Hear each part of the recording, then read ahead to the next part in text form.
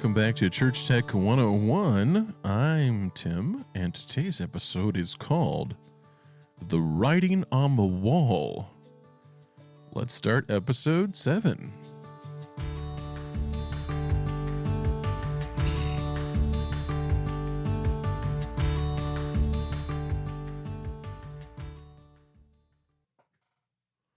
You know, I can remember back in the day when missionaries would come to our church, they would bring their slide projector, and there would be a slide presentation. And man, that was multimedia. We were so excited about that. That was the coolest. And today, our youth are not so excited about slide presentations. But technology has come a long way. And today, you know, missionaries will bring a video and just hand you a thumb drive. And good for them, they don't have to carry, like, you know, the slide projector and the stand and even their own screen like the olden days. Things are much more streamlined and nifty, you know. But somebody asked me the other day on social media, how do you pick between TVs and projectors for your auditorium? And I think that's a really good question. Now, I know some of you in the back are raising your hand and you're saying, Tim, what about LED walls? And I'm going to say that we'll talk about that on another episode, but LED walls have their own considerations and installation expenses.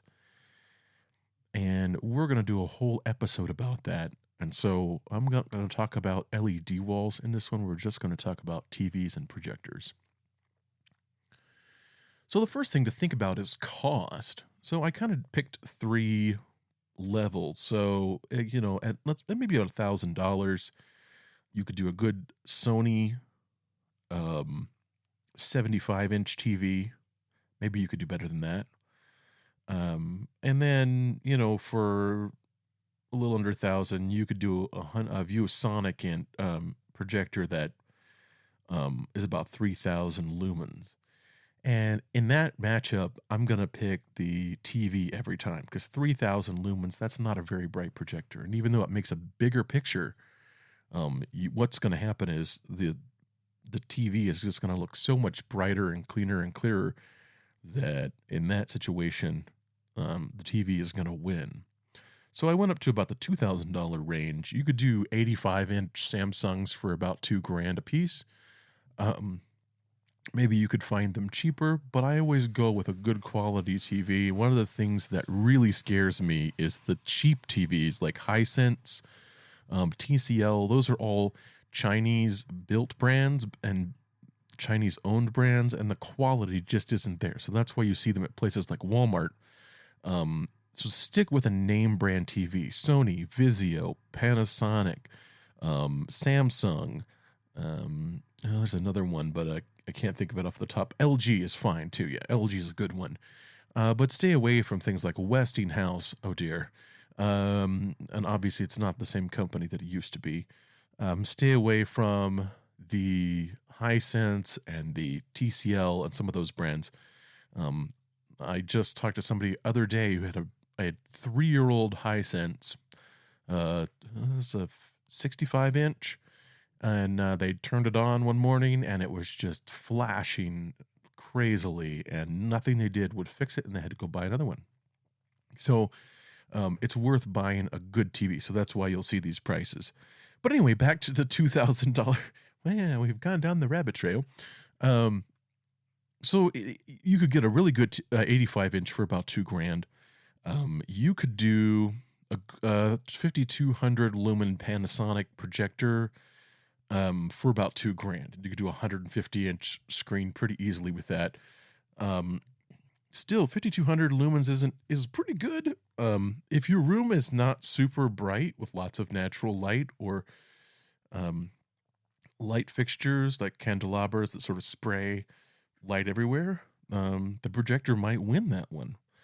And then let's go up to, like, I just went to the biggest TV I could see, which is Samsung has a 98-inch. It's $7,000. For $6,500, You can buy an 8,000 lumen Sony laser that would do a 200 to 300 inch image, no problem. For me, the Sony's going to win that.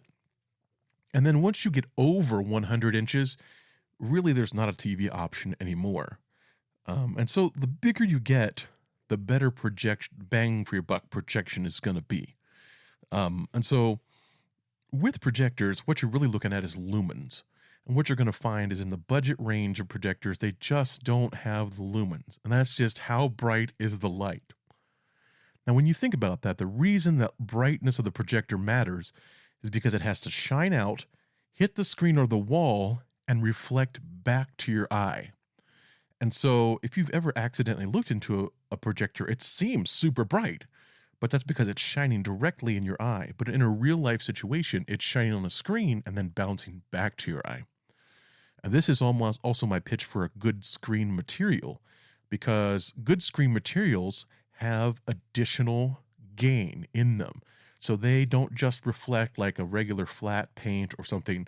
They have a certain amount of added reflection because of how the material is made. And so putting up a screen material is important to get the most reflection out of your projected image. Now, TVs, of course, are just shining directly into your eye because they are the light source. So it emanates and it goes straight to your eye, and you don't lose any of that in the bounce. And so that's why they appear brighter and work well in really bright rooms. So speaking of that, let's talk about lighting.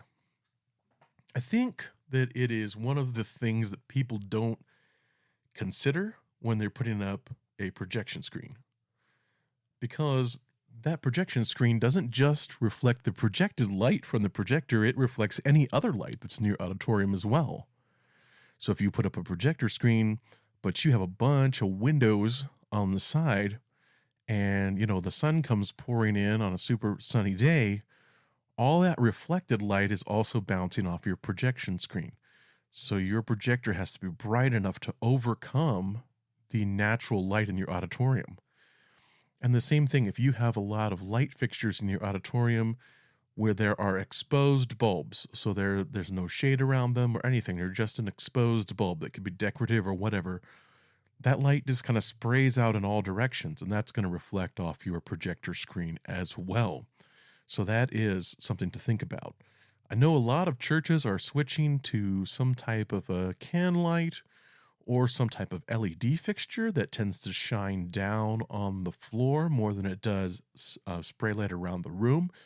And that is preference. If you like your room to be nice and bright, no problem, but just pick a solution that is going to overcome the brightness of your room in when people are trying to look at it, if that makes sense. Now, here's something, and this is kind of what I used to call it the cardboard test, but now I call it the painter's tape test. And that is, if you're thinking about, where are we going to put displays if we change out what we have now, get measurements of the display you're thinking about, go buy a roll of painter's tape at Home Depot or whatever, and then get your measuring tape out and your ladder and tape it out on your wall. Because where you put your TVs and that sort of thing, it's going to matter. And, if you're putting them on the platform, on the back wall of the platform, you need to make sure that they're high enough that people walking around on the platform or the choir walking up to sing a special isn't going to put heads in your display. And so that's all something you can test by putting up some painter's tape and just kind of walking around your room and seeing what are all the angles. Can everyone see the display from where we want to put it? And that kind of thing. So I like to do that because it gives me a visual.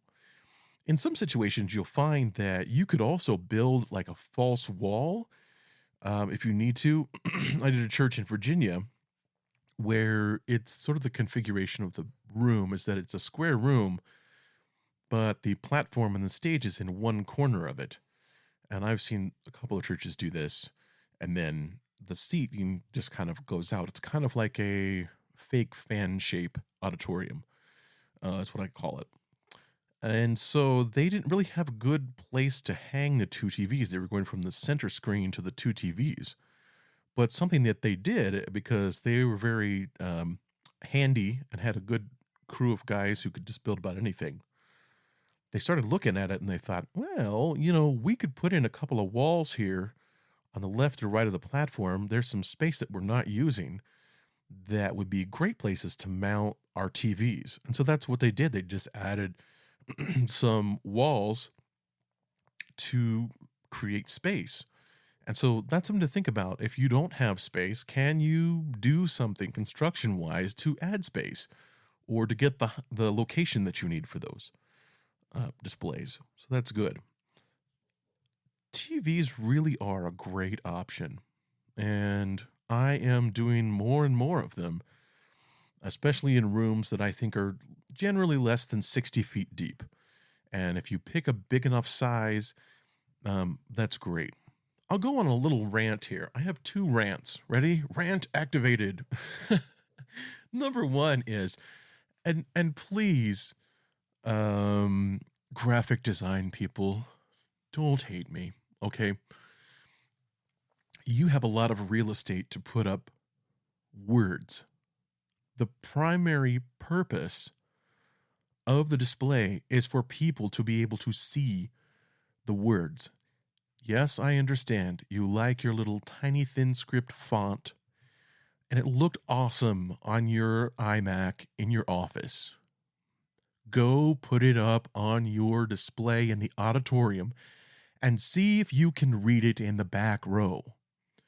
And this is from a tech guy perspective. I get that.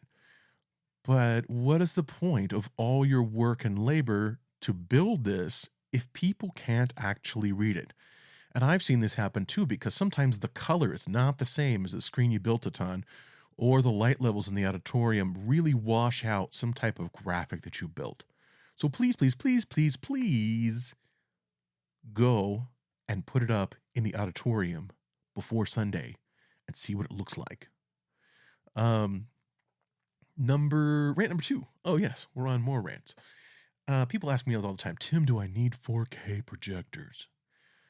Now, it's kind of a moot point with TVs because at this point they're all 4K. But I don't see any reason to run your slides and media and all that in 4K. Now, let me read a statistic. For people who are trying to for the human eye to tell the difference between 4K and 1080p on a 98-inch display, you would have to sit closer than 12.5 to 8 feet from the display. If you're further away than 12.5 feet on a 98-inch display, the human eye cannot discern between 1080 and 4K. Now, that'll get, as projectors get bigger and bigger, that'll get more, the numbers will go up there. But even with a big screen, maybe 200 inches, a lot of your congregation isn't going to be able to tell. And right now, the price difference between a 1080 projector and a 4K projector is going to be quite a bit. Because projectors aren't like TVs. They are more expensive when you get up into the 4K range. And this is simply because that light is shining through a tiny, tiny display inside the projector. And it's really easy for TV manufacturers to build 55-inch 4K displays. But it's really expensive for projector manufacturers to build little tiny 4K displays that look really good. And so when you're looking at projectors and you go, do I need to go 4K? In most cases, the answer is going to be no. 1080p is going to look fantastic. I wouldn't go lower than 1080. I think 1080 is kind of a good sweet spot. And you're going to save money on the projector. You're going to save money on the ways to get the video to your projector or distribute the video to your projector, because you got to remember 4K is 4 times the bandwidth. And so you're going to have to buy extender equipment that's 4K compatible and that works over the distance that you need it to from your booth to your display and that kind of thing. So I think it's important to look at that and make a judgment call. In most cases, you're just not going to need to run 4K if you're looking at projectors. Wow, I know that's a lot. I hope that wasn't like drinking from a fire hose too much, but I hope it was helpful and gave you some things to think about when you're looking at what you can do. TVs versus projectors, the writing on the wall. Well, thanks for listening, and we'll catch you on the next episode.